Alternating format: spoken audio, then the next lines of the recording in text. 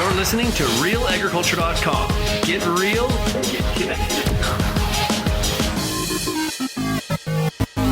Deborah Murphy here at the Organic Alberta Conference, and I'm joined by Blake Hall, who is a speaker actually talking about how to make your farm customer friendly.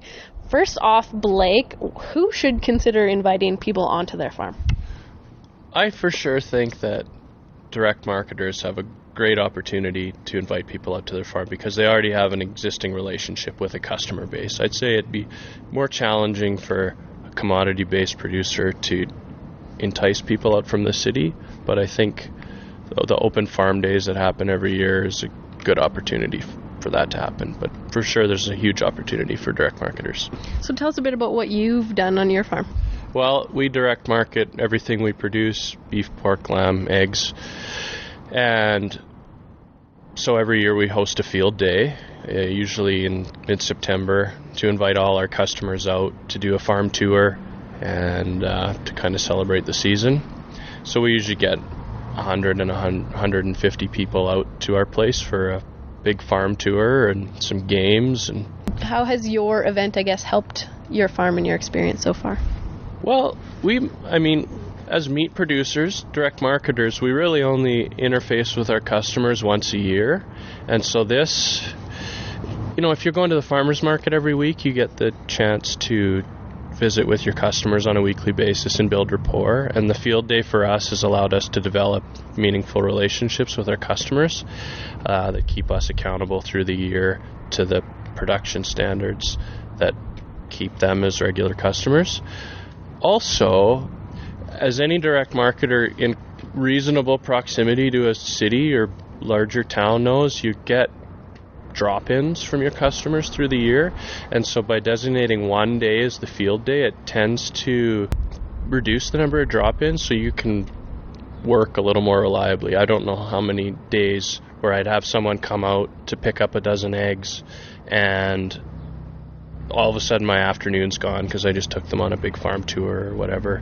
Now I can say, you know what, September 15th, we've got a field day coming. You come, bring your kids, bring your friends. It's going to be a great time, and we're going to go into all kinds of detail about what we're doing. And how do you manage the biosecurity part of your event?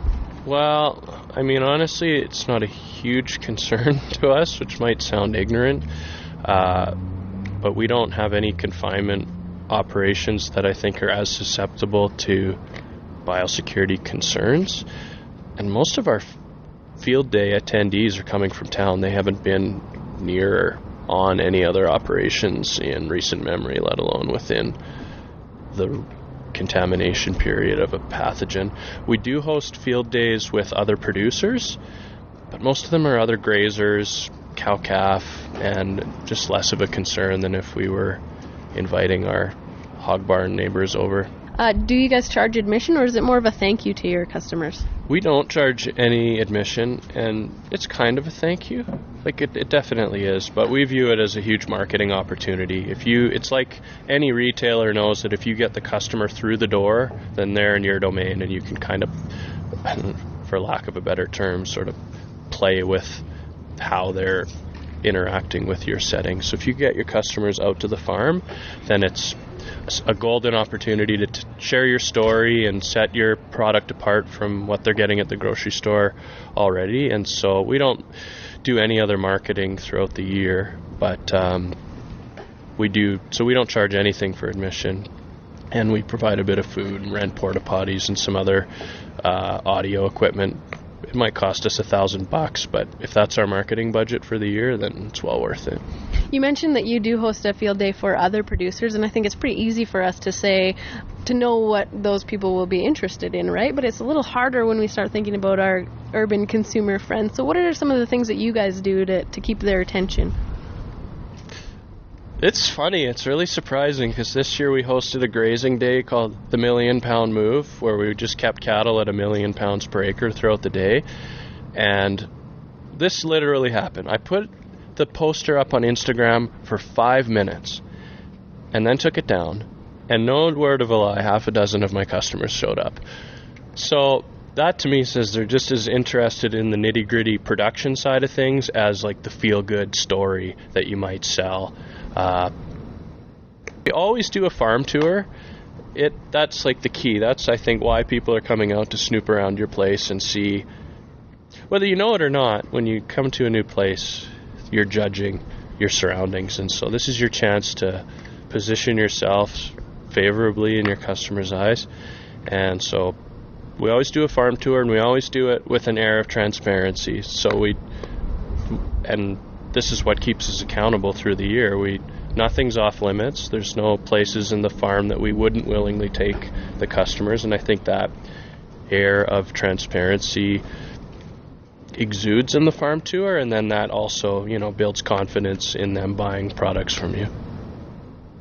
I liked the one activity that you mentioned. Tell us about it. Cow Plop Bingo. We always play a couple of games after the farm tour, and for sure a favorite is the Cow Plop Bingo. We'll set up 4 panels. For it, we've got some freestanding 24-foot panels, and we've got a Jersey cow that we milk, so she's very tame. This is, as long as you can get an animal in the pen, then I guess you're fair game, but she's the easiest for us to corral. And so then we'll designate a grid. We'll write it out on a piece of paper. People will put a toonie in the jar, and then they get to put their name on a grid space, and wherever the cow plops designates who wins bingo. They walk home with the pot, and it's always fun. If people are interested, if farmers are interested in hosting their first field day, what are some of the steps that they should take to get that ball rolling? Well, make sure you've got enough liability insurance to cover anything that could happen on the farm. If you're serving food, make sure you're observing any bylaws and regulations that apply in your municipality or province.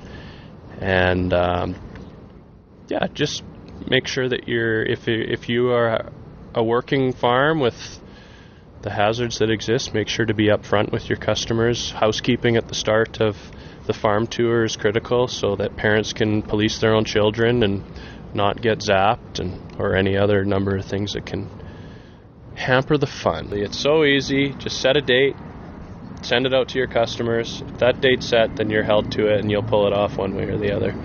Blake Hall, thank you so much for joining us, and enjoy the rest of your day at Alberta's Organic Agriculture Conference. I will. Thank you for the opportunity.